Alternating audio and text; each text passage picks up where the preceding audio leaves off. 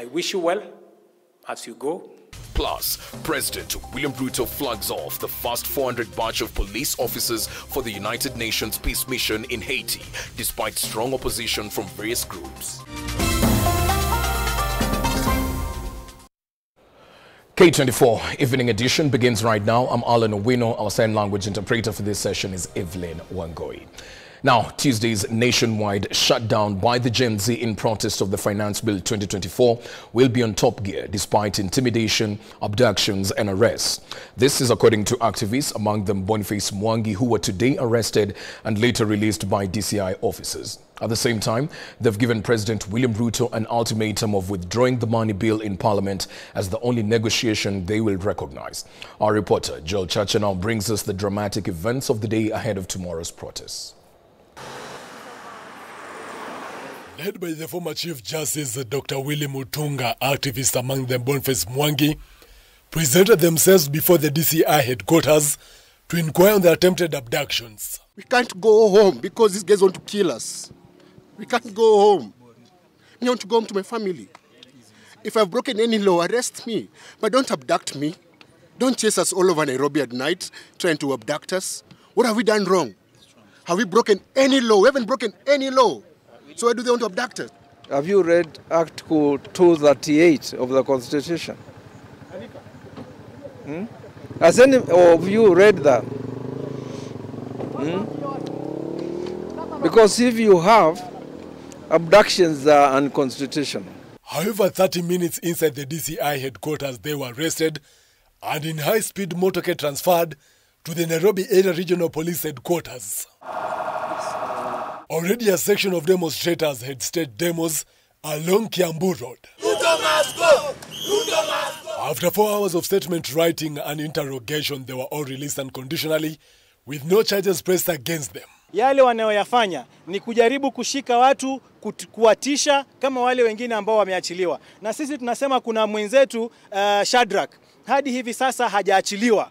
Tunataka aachiliwe haraka iwezekanavyo kwa sababu kila mtu ana haki ya kuandamana. Hiyo ni haki ya katiba. Kwa hivyo hatufai kutishiwa. Why is the government so aggressive? Why is the government abducting people because they're protesting? Why? I do not understand it. But honestly, we are not going to sit by and let this happen. We are demanding for Shad to be released. If the DCI is saying that they don't have him, the DCI should find him. If people demonstrate under that 7, the police are the ones who are supposed to protect them. Not to tear gas them or use water cannons or live bullets. You know, all of us, if we don't breathe life in this constitution, okay, if we don't, then you'll be damned. That is my message. That to this end, calling out the acts of intimidation to force them to bow out in mounting pressure on the government to withdraw the Finance Bill 2024. As the 7 days of rage go on, the planned nationwide shutdown on Tuesday will still take place. They have also dismissed calls for a dialogue by President William Ruto. Come, your time is coming. Even you are a coward. You are in that office. It's independent. Why are you killing our brothers and sisters? Why are you doing that? Tell the president people are angry because you can see through his lies. And the chickens are coming home to roost. Guess who's Gen Z? Those young police officers, those young army officers, those are the Gen Zs. You should be very afraid of them. Me, I'm old. I'll go pay Vijana. Because of Vijana, they are not their parents. They are not cowards. They're going to fight him wherever he is. So I'm telling you guys, there's no dialogue you're going to have with anyone. Okay? There's no dialogue. What you're supposed to do was to reject the bill. You're not supposed to amend it. And the members of parliament, you are representing our interests. So if you go out there and you are bought, we're the ones on ground. We are going to recall you and tutapatana kwa ground 2027. Instead of intimidating people, you say you want to talk to people, let them come, let them talk, yet you are sending officers to abduct, you know, to intimidate people. That's not dialogue.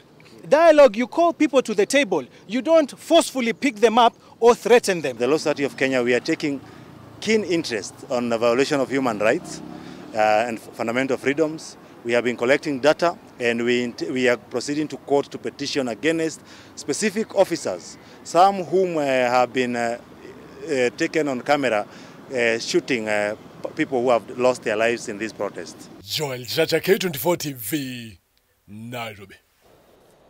Kenyan youth across the country are spoiling for a mega mass demonstration tomorrow in their quest to pile pressure on the National Assembly to drop the 2024 finance bill. In Mombasa County, a group of youths stormed Nyali Member of Parliament offices demanding him to declare his stand on the bill as their counterparts in Malava, Kakamega went hunting for their legislator for supporting the controversial bill. Timothy Simo tells us more.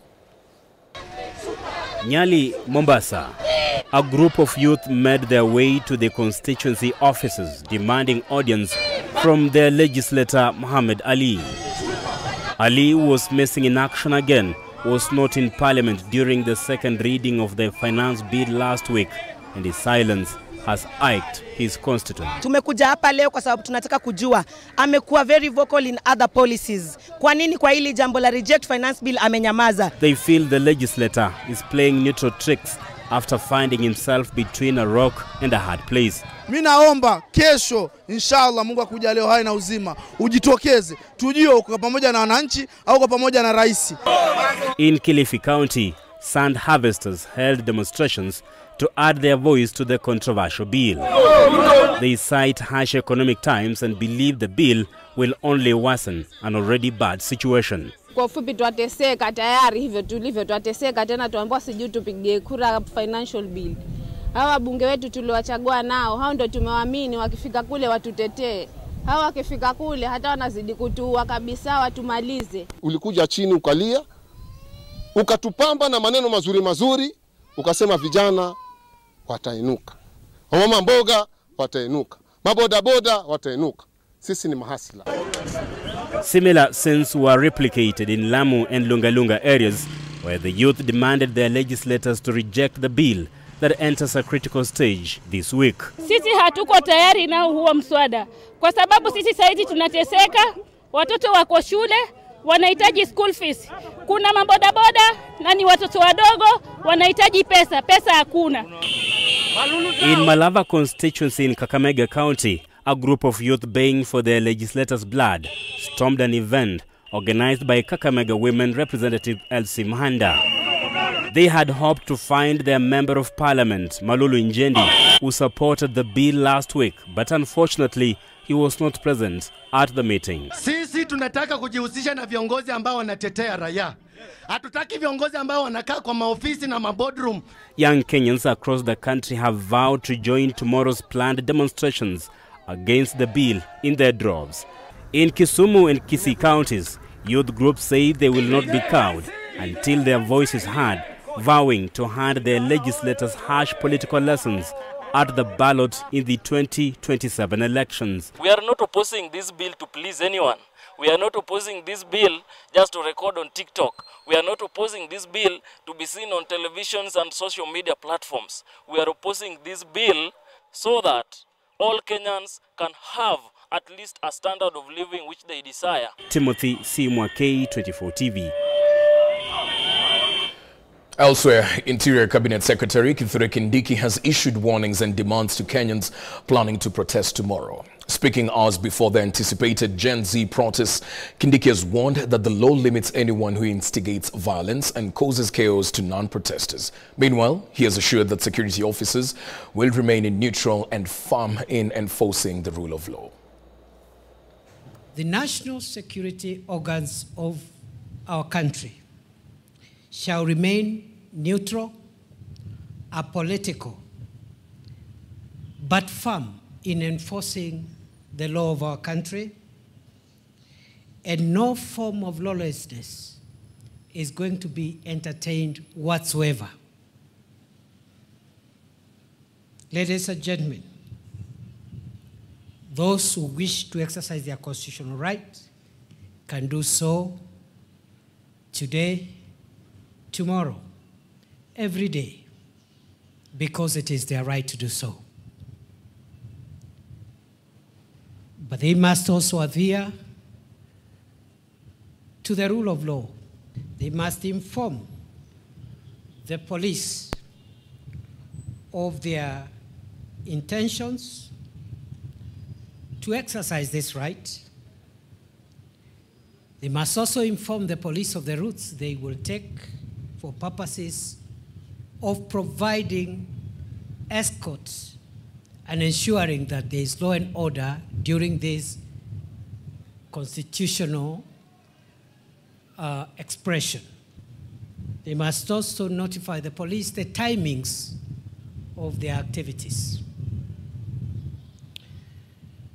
They must stop their activities at sunset or at 6:30 p.m., whichever is earlier, in accordance with the Public Order Act Cap 57 of the laws of Kenya.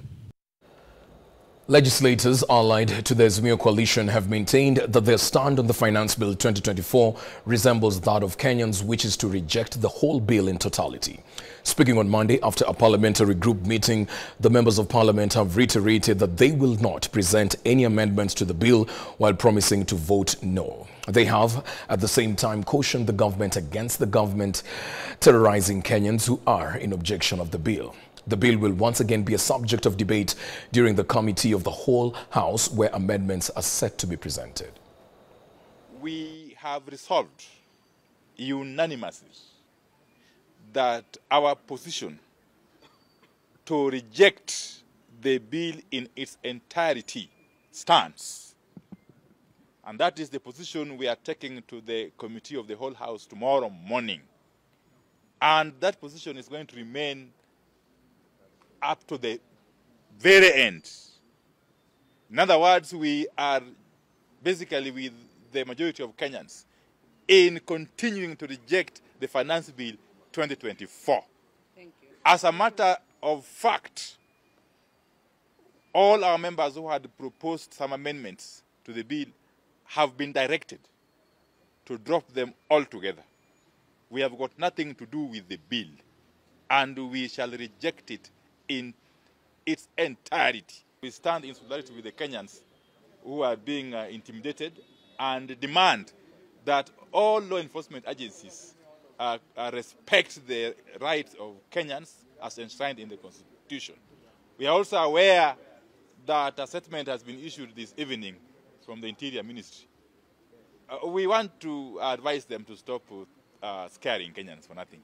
Yes, Kenyans are simply going about their business of enjoying their rights. Inter-religious leaders led by newly appointed Chair Bishop Wilbert Lagos have voiced strong opposition to the Finance Bill 2024. In a statement, they declared solidarity with Gen Z in rejecting the bill, condemning the excessive use of force by police against protesters. They further emphasized that over 85% of Kenyans opposed the bill, urging the government to engage with the public and withdraw the bill. Excellency President William Ruto and his administration top leadership should come alive to the fact that Kenyans are overburdened by the high cost of living. The government should not make life bad harder by introducing new taxes. On the basis, it should withdraw Financial Bill 2024. We religious leaders state as follows.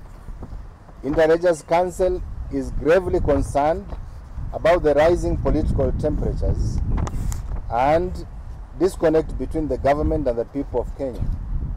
The ongoing constitutional guaranteed public demonstration against the punitive taxes proposed in the Financial Bill 2024 are an eyesore because police officers are using excessive force, which has sadly led to the death of 2 young Kenyans.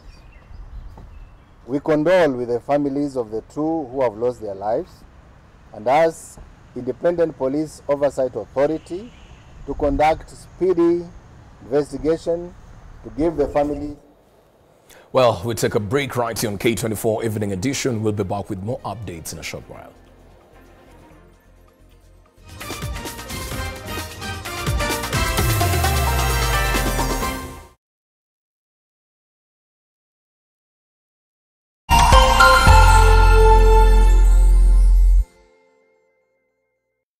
Have you watched K24? We would love to hear from you. Send us your feedback on what you like and what you don't like and why. You can use any platform to reach us. We can be reached on Facebook, SMS, Twitter, and WhatsApp.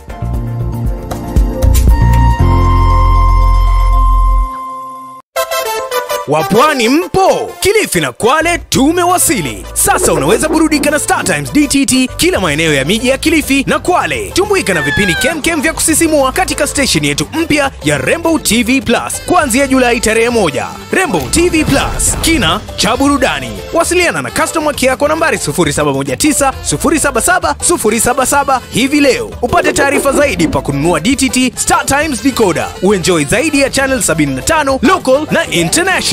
Usiwachwe nyuma. Star Times. Enjoy digital life. Cheza kama wewe na cheza sita. Ushinde hadi mara 1500 ya bet yako teke teke. Yes, and it's that simple. Dial star 675 hash, cheza na 6 numbers kati ya 1 hadi 6, weka bet amount yako ushinde hadi mara 1500 instantly. Cheza kama wewe na cheza sita na upate nafasi moja kati ya 4 ya kuwa mshindi. Dial star 675 hash to play now. Over 18 only. Gaming is addictive. Play responsibly. This message has been authorized by the BCLB.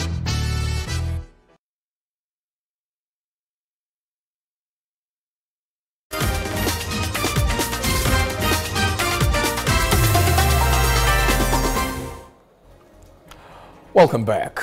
Now, we are listening to the Gen Z. These are the words from the head of state and the National Treasury, which now says that it is keenly following the concerns of the youth and is working on ways to work on a fiscal policy that will favor Kenyans. Treasury Principal Secretary K24, during the unveiling of the strategic plan privatization, said that the government only increased about 346 billion shillings in taxes, which according to them is a marginal difference that if Kenyans would keenly follow is achievable. However, they're banking on the privatization of some government entities to reduce reliance on national government for their daily running, saying they will save money in the process. Linda Koske with the details of that story. The protest staged by the youth, famously known as Gen Z, has caught Treasury's attention. The current discussion is really very good for the nation, and including what I hear from the Gen Zs. Treasury Principal Secretary K24 says the government is now keenly listening to their views. They are raising important issues for our nation, and we at National Treasury are listening. And we are listening with the view of making sure that we take on board a number of those issues being said. K24, in a rare twist of events, admitting that the government has not been running a balanced budget. Unfortunately, for a long time, we have not been able to run a balanced budget. Our revenues have always fallen short of our expenditures, resulting in in need to borrow. And at the moment, we have borrowed to the extent that now we are talking about over 10 trillion debt, constituting about 67% of GDP. Kenya's financing capacity is currently heavily constrained. Support from multilateral lenders, including the IMF, allows the country to meet its financing needs. Nevertheless, fiscal consolidation efforts, a prerequisite for concessional lending, will have to be pursued rigorously as a solution to the current economic situation in the country. We are now focusing on fiscal consolidation. And fiscal consolidation means we try and, as much as possible, balance the budget. This year we have gone to a 3.3% of GDP. On his part, Director General of Public Investment and Portfolio in the National Treasury, Lawrence Kibet, highlighted various issues that the government is grappling with, among them being poor planning. I think where we are doing very badly has been around the investments front. To date, the government of Kenya has put in investments which we are approximating from the returns that we have from all our state corporations to about 3.4 trillion Kenya shillings in terms of the asset base. And from those investments, we hardly get 0.1% of a return. It was during the launch of the Privatization Authority's 2023-2028 strategic plan where Kiptoo underscored the importance of privatization, saying it will help reduce the demand for government resources from privatized entities. We are seeking to raise an additional 346 billion. All the noise that you see is only an additional 346 billion, which I think if we sweat our assets, if we were able to do more around privatization and looking at our assets, it is very much possible for us to generate revenue and at least take away the pressure. The strategic plan aims at, among others, addressing the bottlenecks hindering service delivery through giving advisory to the government on how to properly utilize the available resources and invest in the right areas. Linda Koskei, K24 TV. Jubilee Party plans to collect signatures to recall several members of parliament who voted in favor of the finance bill contrary to the party's stance. This comes even as the party's Secretary General, Jeremiah Kioni, loaded the youth, referring to them as modern freedom fighters, pledging the party's support to them. Who did not vote with the position of the party, and they voted yes. And those who were cowards and stayed outside parliament, they will be treated the same. We had a meeting in Nakuru over the weekend, and members said that they want to be helped to commence the recall process. Unfortunately, they say number one of the person they want to recall is Sabina, and they already are correcting signatures, and we will help them correct signatures as they ask. And we are also calling for the rejection of the Finance Bill 2024-2025. We are here to stand with the youth, and as we are saying, you cannot maim everyone in this country. You may arrest some, you may kill some, but this movement is... President William Ruto on Monday said there will be a new salary scale for police officers as he flagged off the first group of 400 police officers to leave for Haiti for operations to contain gangs terrorizing residents. He used the occasion to announce new salary structures for police starting next month, July 2024. The scale will be made public later on.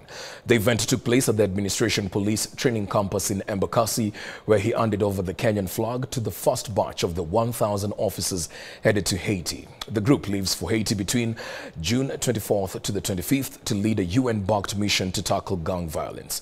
Kenya is leading the 2,500-member security force in deploying to Haiti to fight gangs terrorizing locals. Apart from Kenya, other countries that will send officers to Haiti are Chile, Jamaica, Grenada, and Paraguay.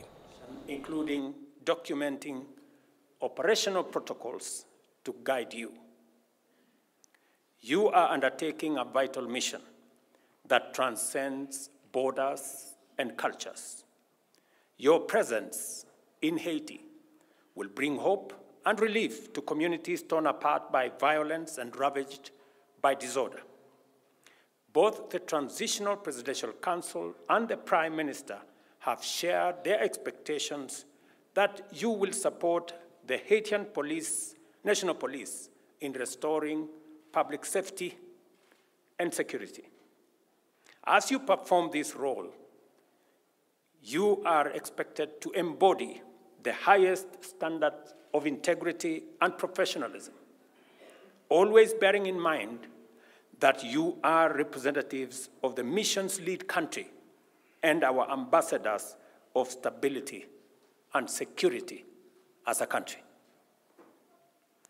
Your performance in this assignment must be a firm statement of Kenya's capability and contribution to global peace and security, and a clear response to doubters and naysayers about your competence, integrity, and professionalism, as well as our nation's credentials. Well, that's just about it for K24 Evening Edition tonight. We have to wrap up a bit early. It goes without saying, K24 is the home of sports, and tonight we'll be airing the Euro Cup fixture at exactly 10 p.m. Italy play Croatia, and we're giving way for the pre-analysis courtesy of Chris Migwambo together with his panel of Ronald and Mutiso. So stick around for that right after this short break.